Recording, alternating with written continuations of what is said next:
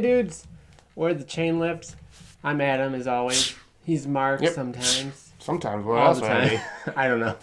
So exciting. Coming in hot with the bad joke. Kings Island 2020. We got a private improvement notice for commencement.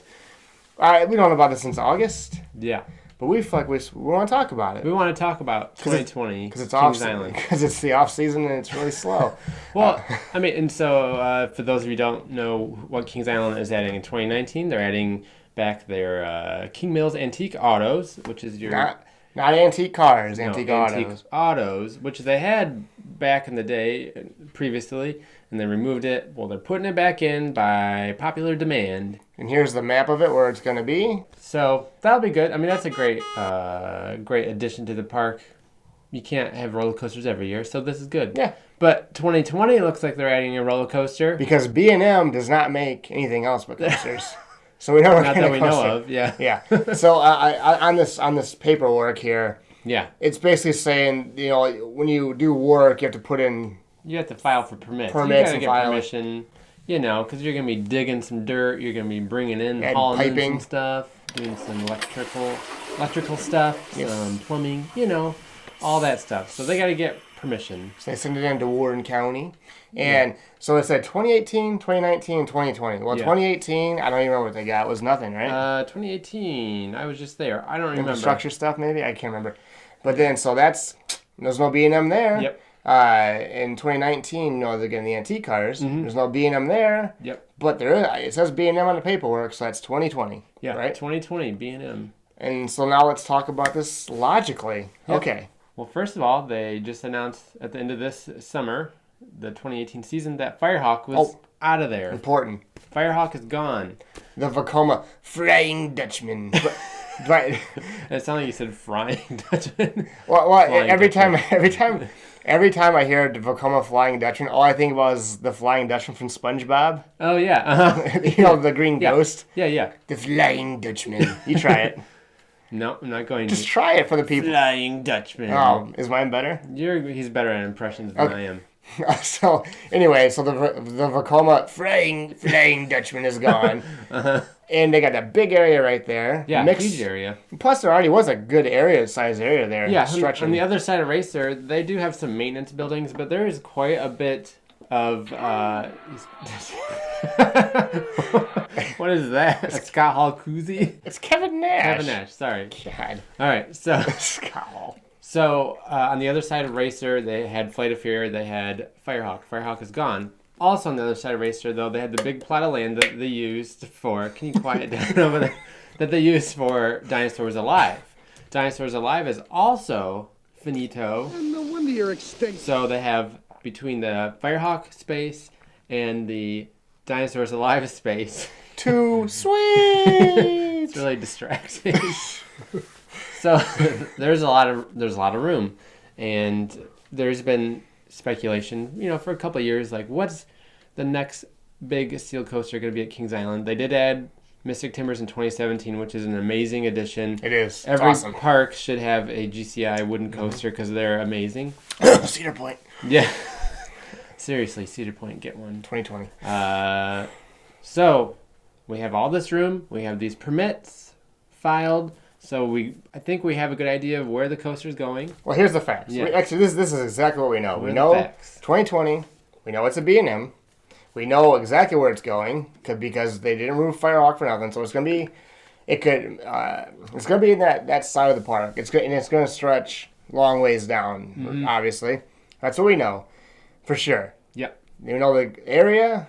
We know it's a B&M. We know it's 2020. So also what we know. So okay, let's think about B&M here. Okay, they got a hyper. Yep. They have an invert. They have the invert. Yep. Is that the only B&Ms they got there? I believe so. Yes. The hyper and the invert. Yeah. So obviously those two are gone. Mm-hmm.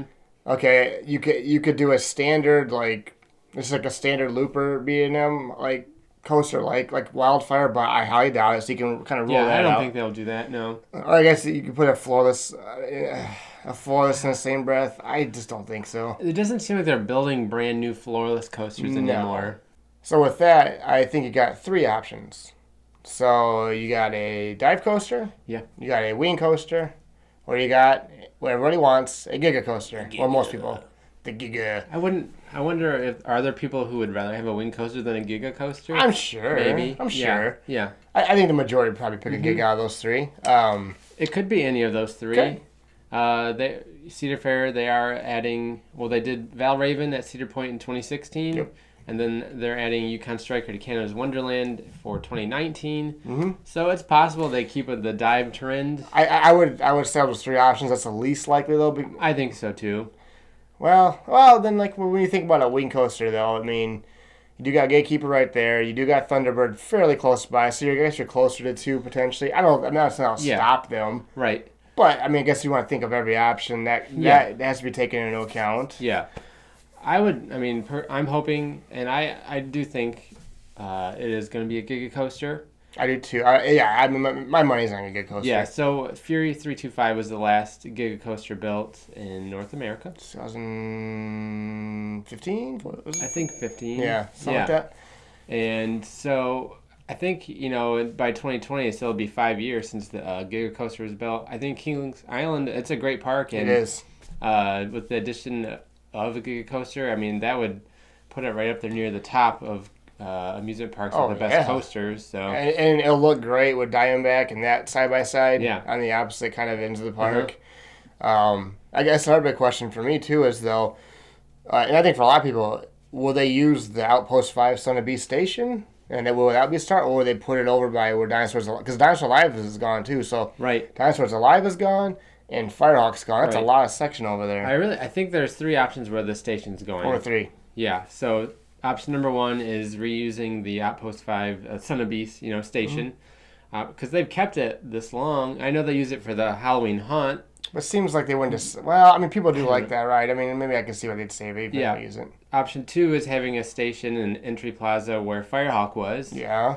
And then option 3 is having a station where Dinosaurs Alive is. Yeah. That So makes the most sense. those all make the most sense because that's where most of the room is. I'm thinking it's going to be more towards where Firehawk was at.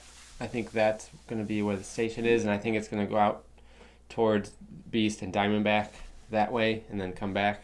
And then they'll go back around into it. Yeah. Over by where the Sun Beast station is probably kind of loop by go. You think that could work? Yeah. I will say over by the Sun Beast station they did want to use it because when you walk over the Bat, Yeah. there is a long stretch of nothing over there. They could definitely, they would benefit from having more over in that side of the park. So you can make the entrance over there, and you can add some more shops over there. Because, like I said, anybody who's been on the Bat, it's a long trek down. There's nothing over there. Yeah. I think if they did that, though, they would need to do some redoing of the paths back there because they get kind of skinny. And I think even the queue for Son of Beast is kind of odd. You can still kind of see where it was at, where it kind of is almost in the midway, the way like the cutbacks are. It's weird, yeah. So if they do that, I think they'll do a big revamping of the area. But I do think it'll be the tallest Giga coaster if they do that. Do you think it'll go over 325? No, I don't. No. I think they will make it 325-ish around that area, though. And then another question, will they do it more Fury-ish, like more speed-ish, or do you think they'll kind of make it more like airtimey, like Leviathan? A little bit, yeah. If I had to guess, I would guess more Fury, more like a mix. More focused on speed and low to the ground, like quick transitions. Yeah, because like a sign. Yeah, that makes sense. Yeah, I can't wait to find out. I can't wait to find out either. And will they name it after Son of Beast? I do think it is going to be Son of Beast inspired or themed. I don't know if they'll use a name like Son of Beast or if the Beast name will be in the name, but I do think they're going to try to use like the Outpost 5 theming. Yeah.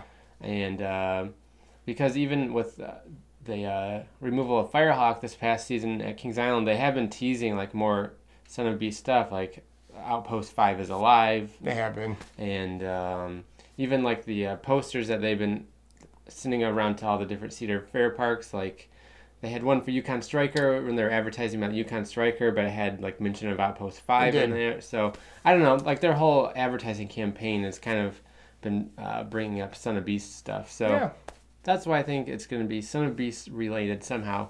What if, I thought about this is probably not going to happen, but what if it is a Giga coaster and As a nod to Son of Beast, it has a giant loop. Ooh. That'd be good. One loop, and it's like a 250-foot loop. Hey, this is why you subscribe. That's right. Yeah. Get your noodle going. Actually, I quite like that. A 200-foot vertical loop. They can have the tallest vertical loop in the world. I like your ideas. I like to subscribe to your newsletter. Yeah. Simpsons. So, I mean, they could do something like that as a nod to Son of Beast. All right. So here's. Well, I don't know if they're gonna do that, but I think we can. I think a lot of us on the same page. I think it's gonna be a B&M. Obviously, it's a B&M. It's gonna be a Giga coaster. Yeah. And it's going to be Son of Beast themed, named, Somehow, related somehow. And I'm not guessing, but I like the vert idea. Because, I mean, it is legendary. That's what made that ride so legendary. Yeah. I want a big vertical loop. That'd be insane going in a vertical loop. First Giga with a vertical. Like 90 miles an hour through a loop. Wow, I don't know. I don't want to go 90. But, like, I mean, like, you know. You'd have to be going pretty fast to make it. Well, at least 80. Well, okay, so how about this? Even if it's not like a record breaker, but just maybe have the exact same height as the original vertical loop, but maybe when it's slower part, when it's like only going 60 or 70. Yeah.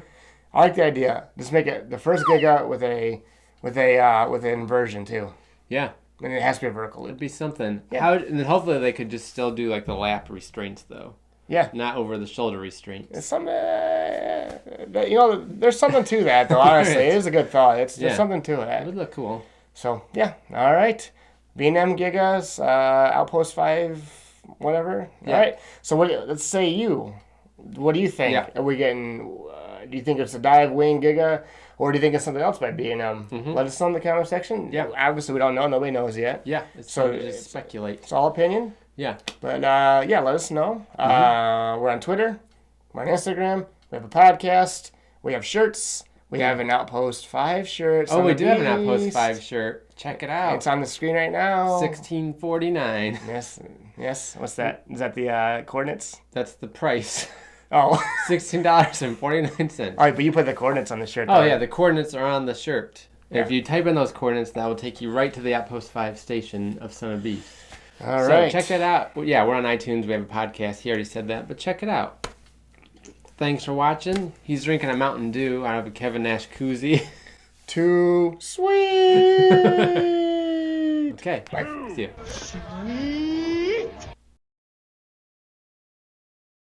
Give me a hell yeah!